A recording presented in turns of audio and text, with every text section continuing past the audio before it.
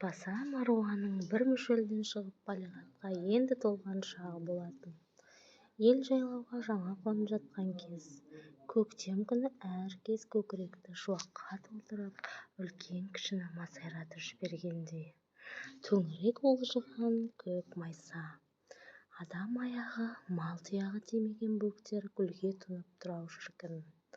Ауылдың кәрі жасы үй тігіп, бие байлап, қазан көтеріп әбігер. Көңілі алып ұшқан жасөспірім Марғуаның төңірекке таңырқауы ерекше. Қуанышында шек жоқтай. Алаңсыз, қамсыз шағы ғой. Құрбыларымен қырға шығып гүл тереді, қыдырады, жайлау қызығын армансыз қызықтауда. Бір күні түс көріпті. Бұл қырда әдеттегіше қырмызы гүл теріп жүр екен.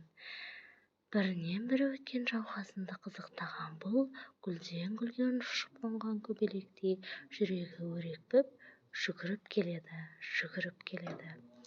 Кенет алдынан ақ киімді, ақ сақалды қария шыға келеді. Жүгіріп келе жатқан мұны алыстан көріп, әдейіге бұл қасына жақындағанша мейірлене қарап, тосып тұрғандай. Бұл қасына жеткенде жып-жылы мейірімге толы үнмен: келдің бе қызым? Мен сені көрейін деп тосып жүрмін. Қорықпағын, мен сенің үйең боламын. Сенің бақ жұлдызың жоғарғы балам, өте жоғары, соны біл. Оған жетудің оңай емес. Әйтеуір бір жетерің хақ. Сол жолда не көрсең де жақсылықтан күдеріспе. Саған Алла сабыр суын берсін. Ноқтаға мойын ұсын. Кіммен қарайсаң, сонымен ағарарсың, деді жұмсақ үнмен. Мұның маңдайын алақанын жақындатып, саусағының ұшын сәл тигізіп, болар-болмас сипағандай.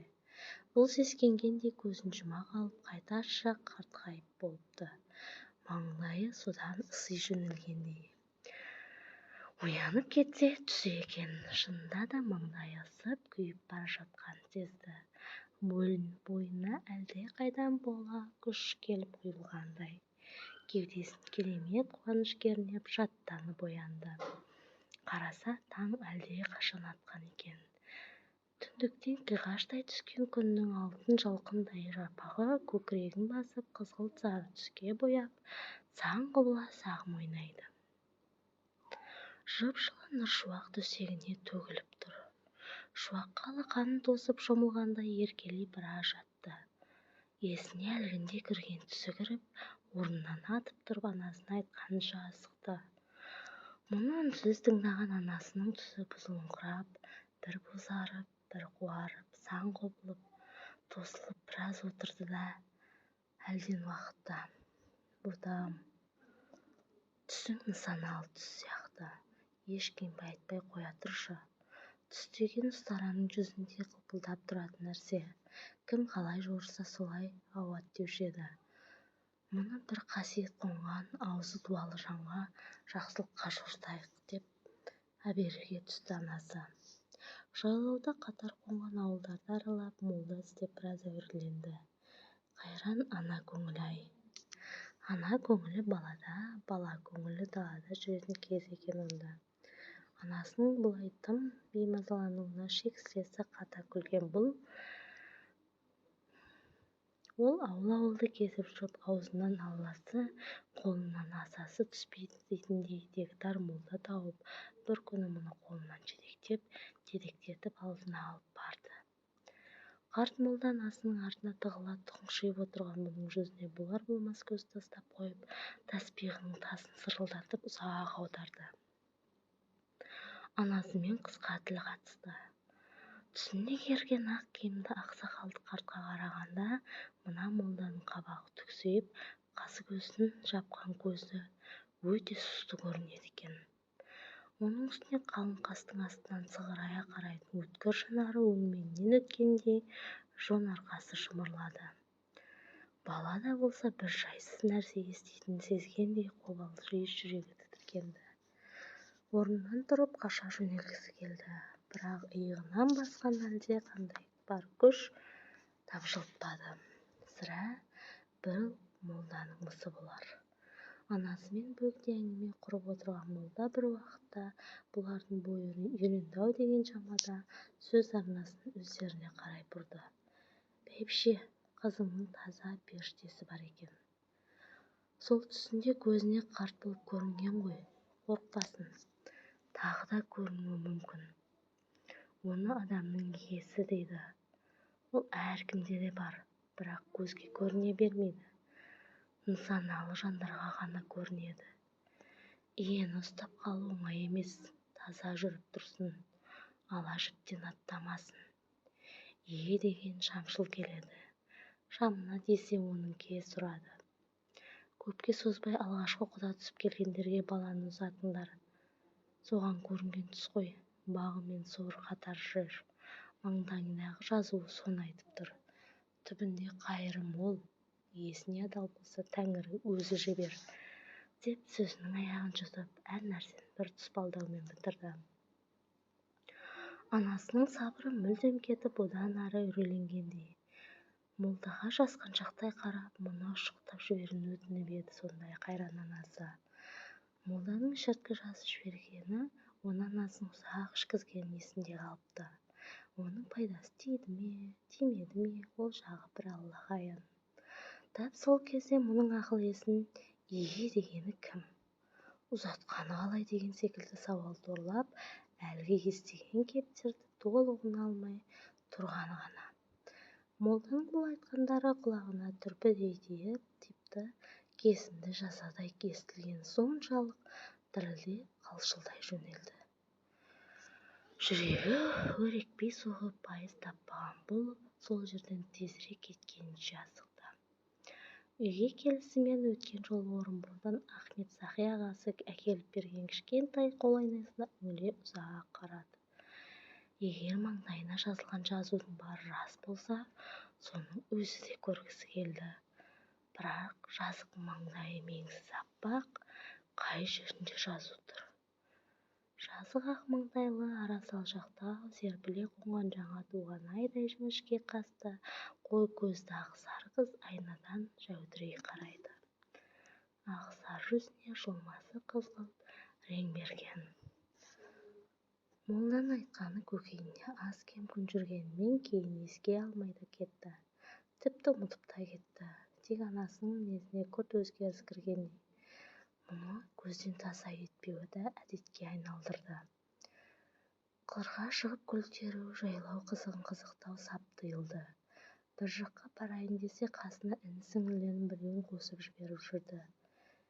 Сен енді ойын баласы емессің, бой жетіп келесің.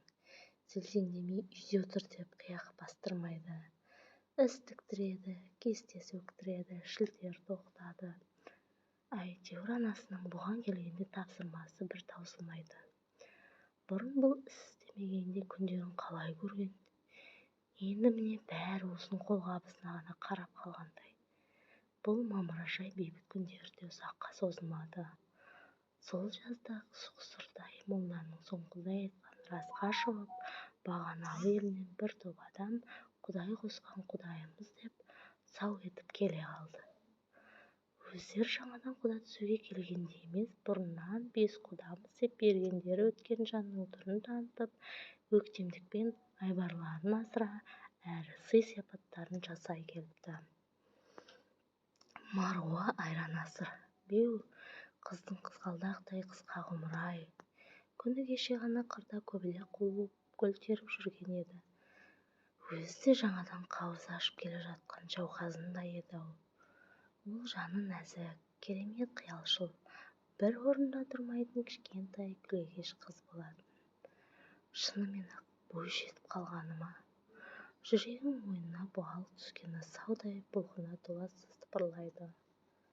Бұл келгендер кім? Үлкендер қалай ұғарады? Әйткенмен Маруа естіп білмеген жайттер көп еді. Арқа төсінде, жаз жайлауда, қыс қыстауда емін-еркін көшіп-қонып жүрген көшпенді елде аты алысқа тараған мұның түсіп қаша тасын білмейтіндер кем-де-кем еді. Мына келіп жатқан құдалардың да арғы аталары қаптағай қажы еді. Екі ел шонжадағыларының атақ-дәрежелері, байлықтары да бір-бірінен кем емес. Жаз жайлаулары ұлта ортақ қоныс. Ежелден жайлауда қатар қонып жүрген ел бұрыннан да шым-шытырық құдандалы екен.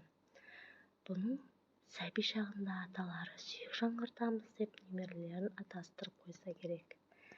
Балалардың ер жетуін күтіп жүргенде замана желі өзгере соқты.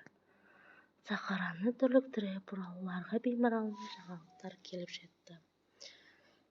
Оның ішінде жан түршігерліктері де аз емес. Мына келген меймандардың айтысына қарағанда, елші бай-кедей, қожа-молда болып ара-жігі ажырап бөлініп жатса керек. Әйел теңдігі дейтін ұшпаққа шығаратын сөз тараған. Қалың мал жойылсын деген дүрбелең белең алған. Кезіндегі бата оқысып қол алысқан уәделерінен тайып, құдалықты бұзатындар шығыпты. Қалыңдығын ала алмай қалғандар жиілеген көрінеді. Осындай кептерді Сарымайдан қыл суырғандай бипаздап айта отыра, бағаналы елінің жақсылары ескі құданнан ажырап қалмауды ойлап, салмақ сала келгендей түр танытты. Балаларды бір-біріне көрсетіп, құдалықты тағы да бір қайыра бекітуді жөн көріпті. Бұлардың аужайларын байқап, көкейіндегісін білмек ойлары бар. Қалыңдықпен күйеуді таныстырулары да қызық. Сол есіне түскенде Марғұа осы күнге дейін мерленіп күліп алады. Кіші ағасының отау үйіне күйеу жігіт екеуін оңаша отырғызып қойды. Екеуі де жасөспірім жеткіншек. Бір-бірімен ұялатындары соншалық бастарын көтеріп жүздеріне тура қараса алмайды. Жеңгелері отырғысы кеткен жерде томпиып отыруды ғана білді. Бар болғаны осы. Тілдерін жұтып қойғандай сөз қатыстыра алмады. Тек көздерінің қиығымен қарасады. Бір есінде қалғаны, құлағына дейін қызарып кеткен күйеу жігіттің өңі тым қарашыл көрінді. Марғұа онысына да қойған жоқ. Қара торыдан қатты қызарғаннан жүзі қабарып, қара қошқыл тартатынын оншақта Марғұа қайдан білсін. Таныстыру салты аяқталып, екі жақ құдалықты бекіткенмен, қыздың төркіндері ашық-рай танытпады. Кесімді жауаптарын айтпай, қыз ұзатуды кейінге сырғытты. Құдалар хабар алысып тұратын болып аттанып кетті. Оған Марғұа қатты қуанды. Бір адамдар келді кетті, онда тұрған не бар? Қыздың алабұрта соққан жүрегі орнына түсіп, қобалжуы басылғандай. Көңілі селт етпегенде несіне сонша қорыққан. Орынборда қызмет істейтін Ахмет Сахи ағасы елге жазық демалысқа оралды. Қыр еліне өзімен бірге жаңа заман болып жатқан тосын жаңалықтарын ала келді. Олардың бәрі таңсық, әрі үрейлі, әрі үмітті әңгімелер еді. Ел жақсылары амандаса келіп, әр нәрсені сұрап, мәжіліс құрды. Жеңгесіне көмектесіп кіріп шығып жүрген бұл да құлақ түрді. Әйтсе де көбісі бұған ұғынықсыз еді. Үй ішілік бір оңаша әңгімеде Марғұаның аңғарғаны бұны айттыра келген күйеу жігіттің ағасын танитын болып шықты. Ол да Орынборда оқуда екен. Неге екені өзіне де түсініксіз әуестікпен, осы сөзден кейін ол өз еркінен тыс ересектер әңгімесін зер салып тыңдайтын шығарды. Тағы бірде үлкен адамдардың бас қосуында ағасының Қаптағай қажының немересі оқуға алғыр. Орыстың небір білгірлерінің алдында сыннан сүрінбей өтіп жүр. Тегінде оқудың түбіне бір жетсе, сол жігіт жететін шығар деп күлгенін тағы естіді. Жаңаша оқудың туын түсіріп жүрген жігіттің түрін өткенде анықтап көре алмаса да, ағасының сөзі көңіліне біртүрлі жағымды тиді. Тіпті жүрегі лүпілдеп, екі беті дуылдап ысып кетті. Осындай үзіп жылған сөздерді ести келе, сол оқыған жігіттің етегін ұстап кетуді өзі де жек көрмеді. Үлкендер өткен жол құдаларға ашық жауап айтпай қайтарғандарына бір гәп бар екен. Ахмет Сахи ағасының келуін тосқандай. Ағасы бала жақсы, талабы оң, оқу білімге құштар, түбі жерде қалмайды. Біз қыз беруге болар десе керек. осыдан кейін бүкіл ел болып қыз жасауын әзірлеуге кірісіп кетті. түсіне кірген ақ киімді ақсақалды қария айтқандай ноқтаға мойын ұсынған сол шығар. күйеу жігітке іші жылып ниет ауды. әуелгіде селт етпеген көңілінде бір нәзік сезім бүршік атты. ел жайлаудан түсер кезде құдалар қайта айналып келді. ағайын жұрты туған-туыстарды ұзату тойын жасап, барша жасау жабдығын түгендеп, үштіге артып, жанына қосақ байлап, ырғалтып-жырғалтып аттандырды. көшкен елмен бірге ұлытауды көктерлеп, сыр бойына бағаналы еліне бет түзеді.